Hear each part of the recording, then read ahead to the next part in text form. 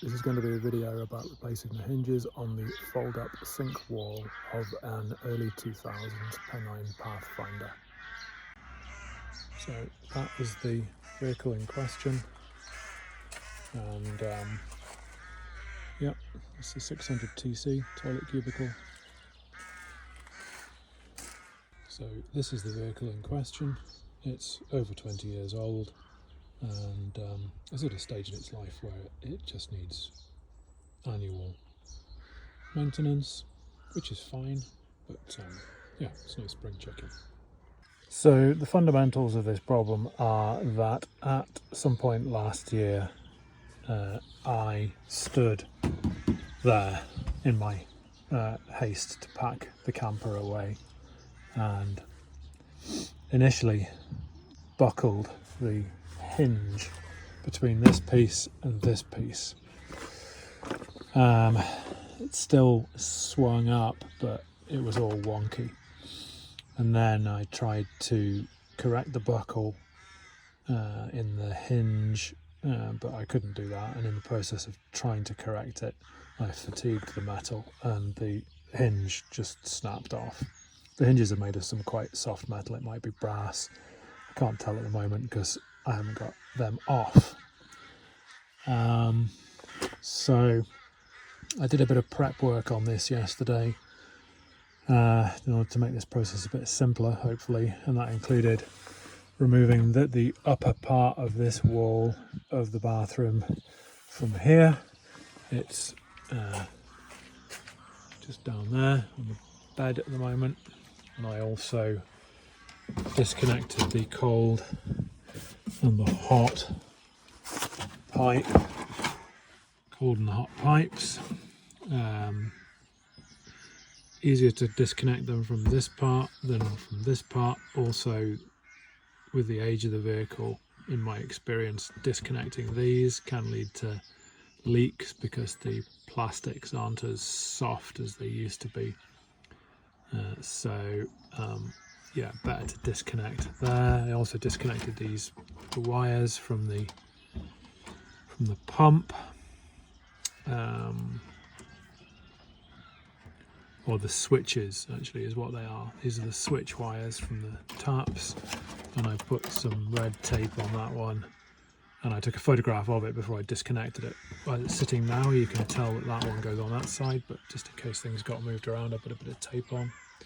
And also, rather than having to assemble the kitchen in order to make this panel stand upright, I just got a couple of those clamps to quickly hold that in place. And indeed, rather than assembling the whole camper to give me the headroom here to lift this up and down, and to give me, well, in order to have access to this from that side, I need to put the wardrobe up. To get the wardrobe up, you need the headroom.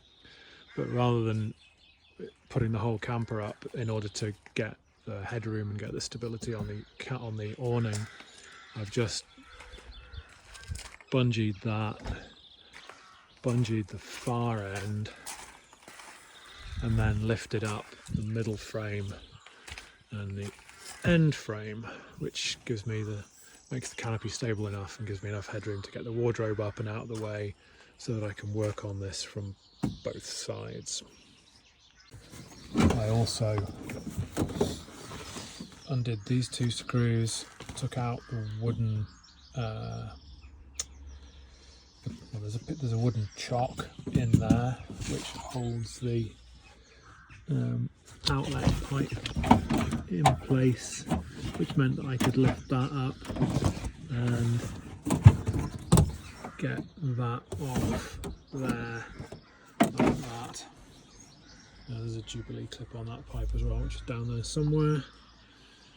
So the only thing that's currently holding this panel, zoom out a bit, fixing this panel into the camper, is the remaining hinge, which is down here. This is that hinge is still there and is really hard to see, but is undamaged. So the rest of it as you can tell, is that side is unmoored. Okay, so I have no idea what sequence this thing was assembled in, but it's to an extent, to a degree, it's kind of it's built into itself. Now, in the video here, those screws look really easy to access under there,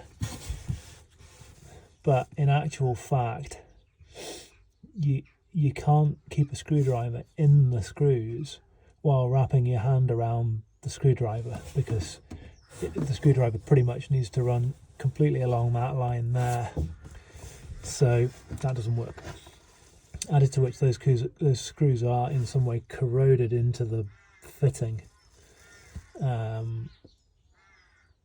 So I'm going to try with a flexible screwdriver, and I've also got a screwdriver on a mini ratchet that I might be able to push really hard on from a weird angle, but so far I have not managed to get those screws out. Failing that, I will take a hacksaw to the pivot of the hinge just in order to get this panel out. So a bit more background here. So in order to put new hinges on, you've got to be able to take the old hinges off. To take the old hinge off, it goes without, and there's the end of that hinge. I hope it's obvious that there's no way of getting new hinges on without removing the rear wall, fixing the hinges onto the sides of this side and this side, and then getting in here with your hands and a screwdriver to screw the other part of the hinge onto this panel and this panel. There's no way of doing it. So I've just been in here with, I'll try and film this, but I don't know if it's going to work.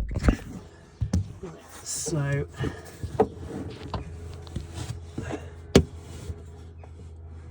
that's a flexible screwdriver on that screw, and I'm at that angle, and it does actually, slightly to my surprise, actually get the screw out. So hard to film.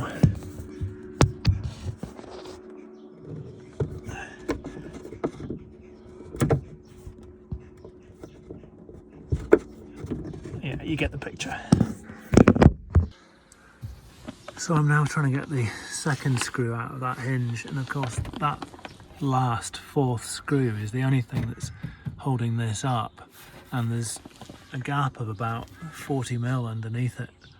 So as I'm trying to pull that, to undo that screw, this panel is trying to drop 40mm onto the rest of the bathroom toilet seat type area. So what I need to do is get something to chock this up so that its weight is taken, so its weight is not on the last screw that I'm trying to remove.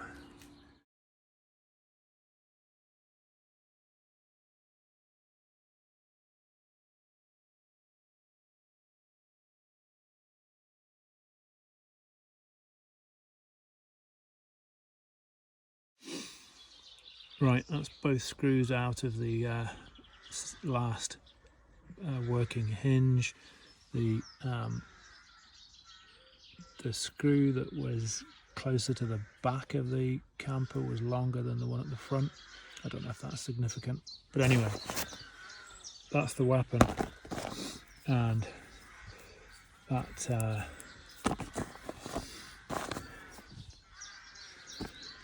the actual size of the screw. Hang on a minute.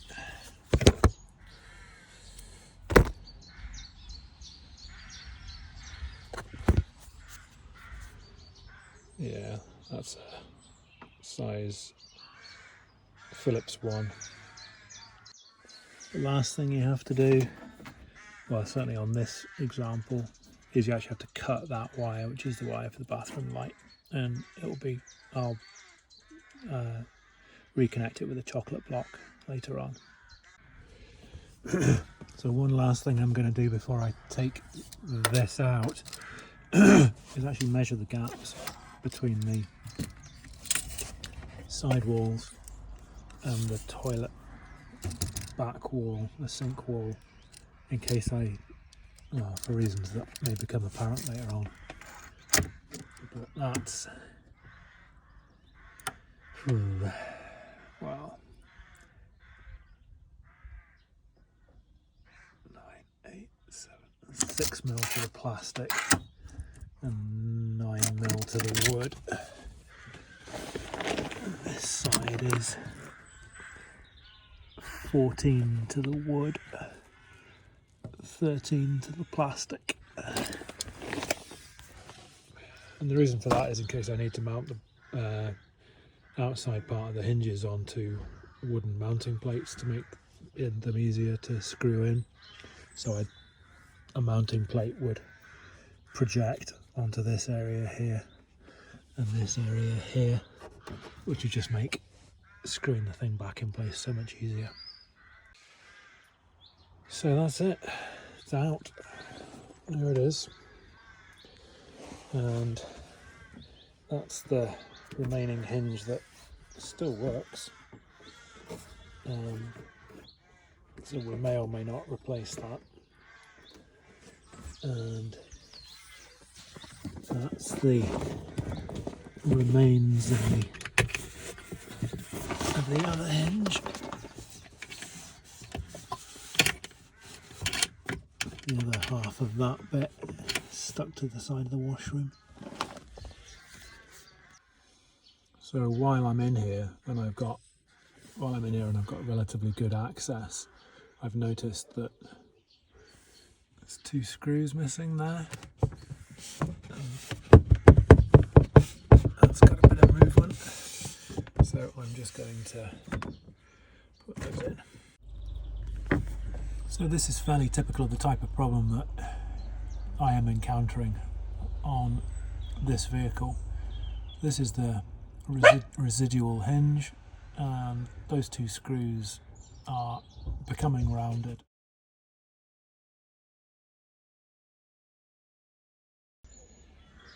So these are the new hinges which are available from Pennine, and they're a little bit bigger than the old ones.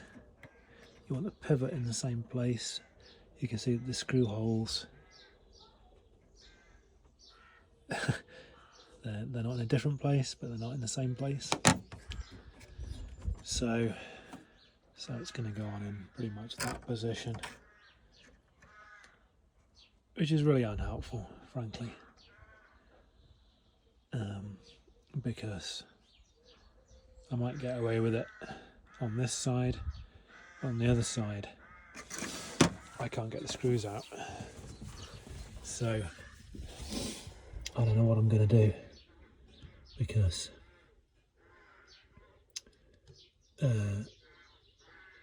going to have to cut that bracket off and then try and get vice grips around the screws to get them out, see if that has any effect. Mole grips rather, because if I have to drill the screws, the heads off the screws, the shaft of the screw will still be in the wall and it'll be in the way of the new screws, yada yada yada. So I've made 2 diagonal cuts with a Dremel there to try and weaken the metal so that I can pry the end part of that bracket off. And that worked reasonably successfully. Well, completely successfully. And by persevering in that manner, you get to that stage, and then I should be able to, yep, there we go. It's pretty hot, so I'm not going to touch it with my hands anyway. So there we go.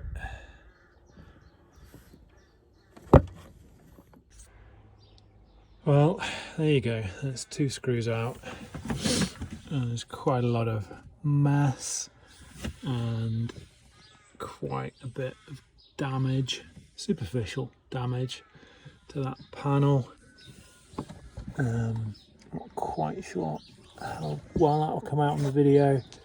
Just flip that around a little bit. Sorry if that's really disorientating when you're watching it. But yeah, it's pretty ugly. But we'll clean that up. So one thing to note is that these hinges are in mirrored pairs. So you've got to get the right one on the right side. So something else worth noting is that the original hinges are very low profile, and the new ones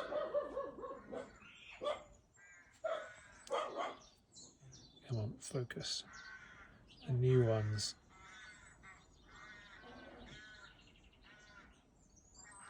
have a much bigger, deeper profile. So you've got the head of that rivet there isn't going to lie flat to the surface that that's screwed onto. So you're either going to have to make a recess for it or pack out the hinge. So after a bit of thought, I decided to transfer the pivot point of the hinge onto the side of the van, like that, with pencil marks, and do that on both sides so I know where the pin is supposed to be.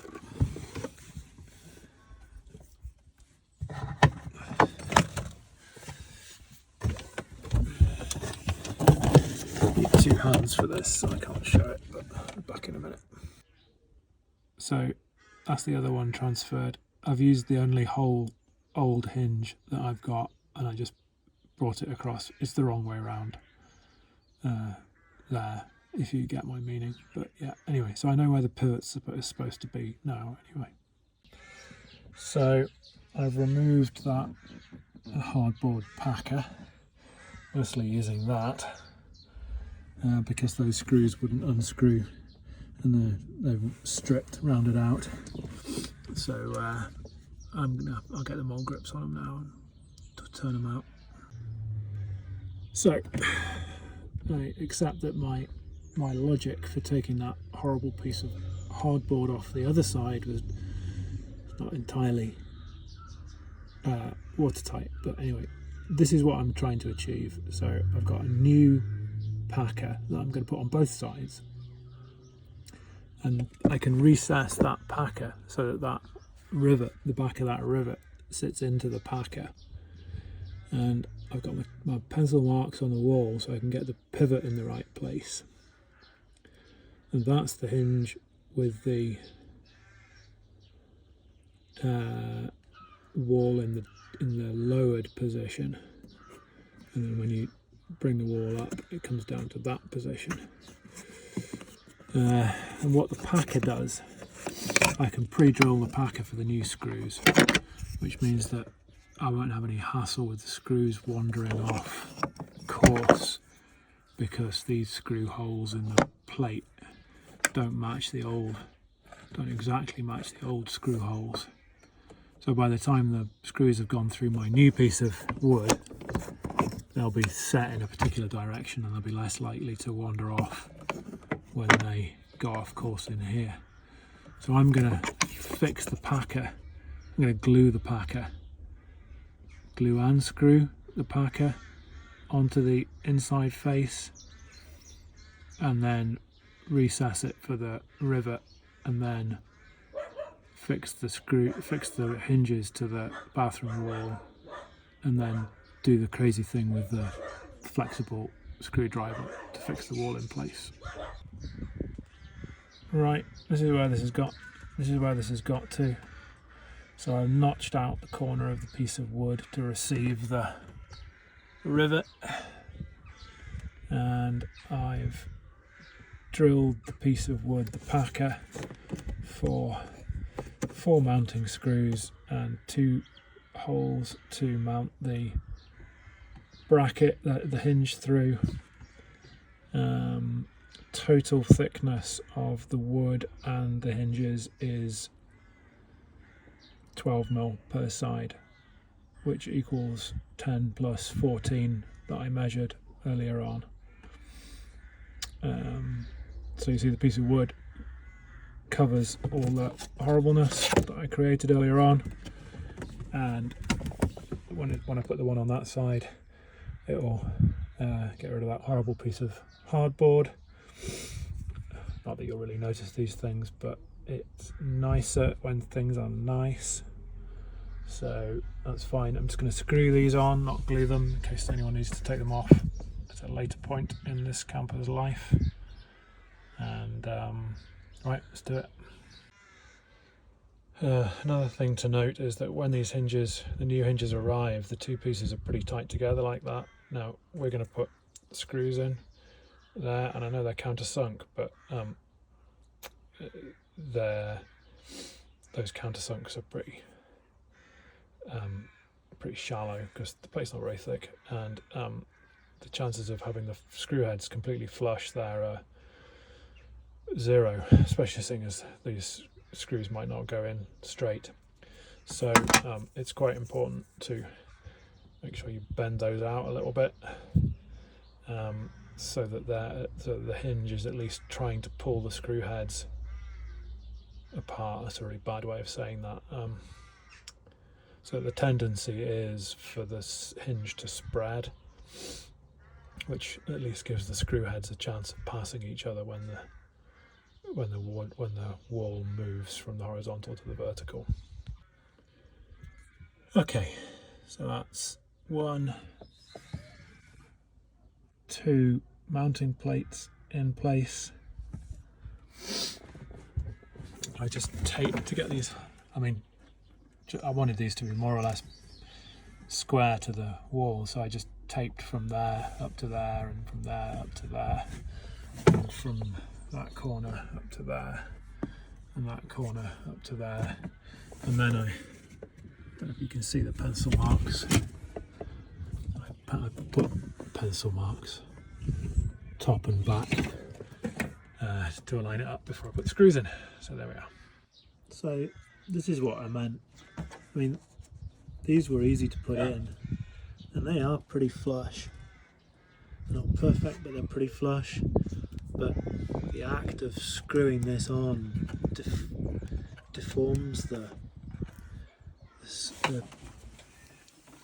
hinge, partly because even that part of the rivet is quite proud, so it bends this up, which just makes that jam on there.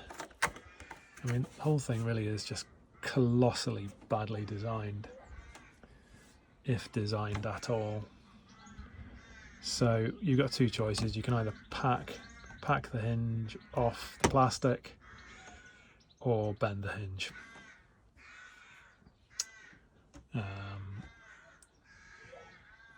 Given that we're tight on space as it is, I'm just going to give the hinge a quick tweak.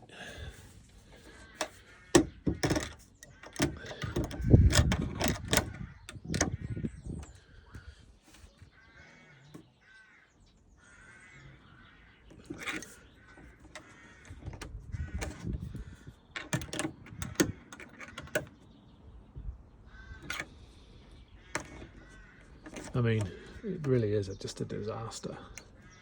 It doesn't work. I mean, this just doesn't actually work, does it?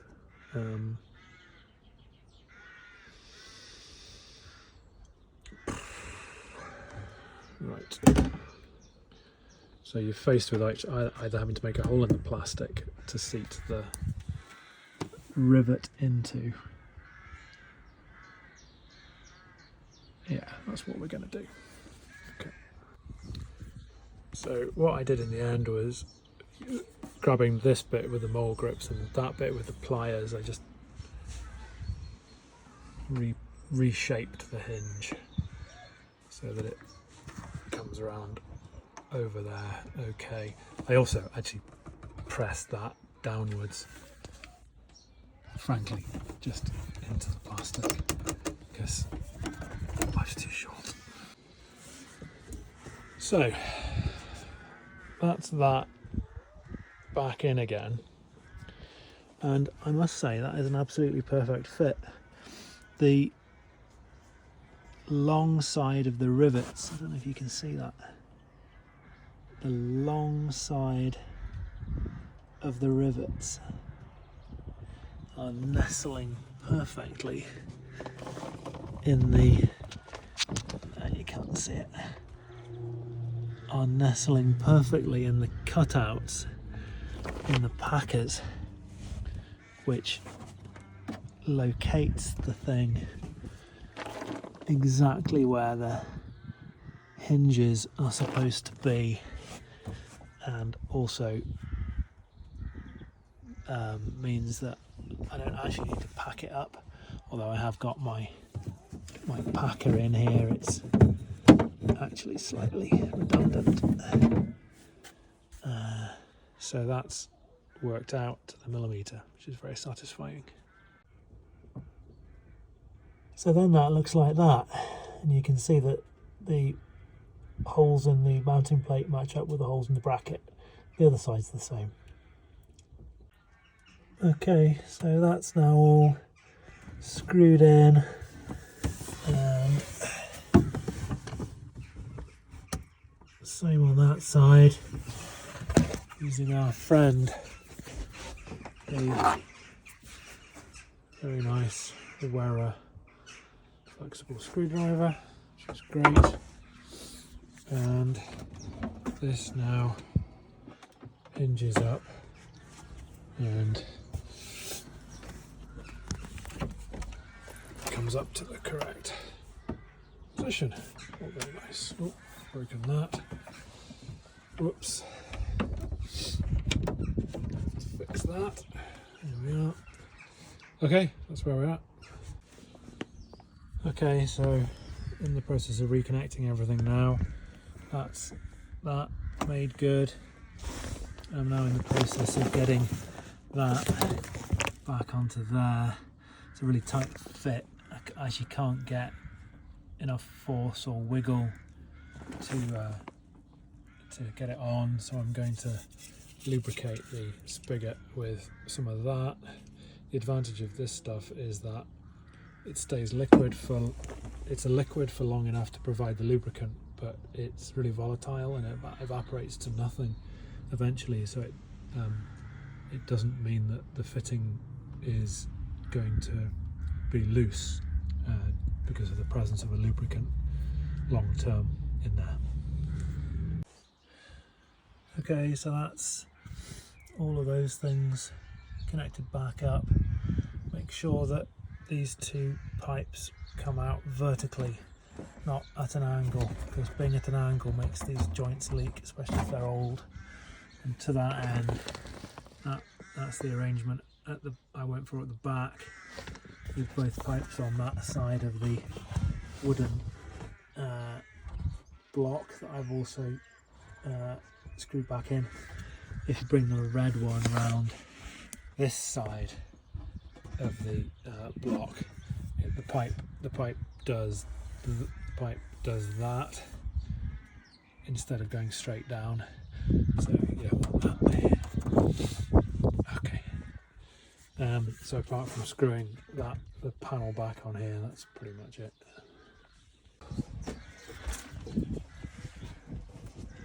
And there we are, all good.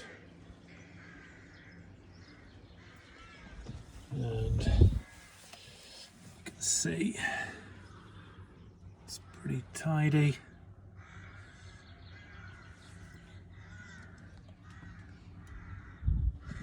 It's quite nice actually. Needs a clean, but it's quite a nice job.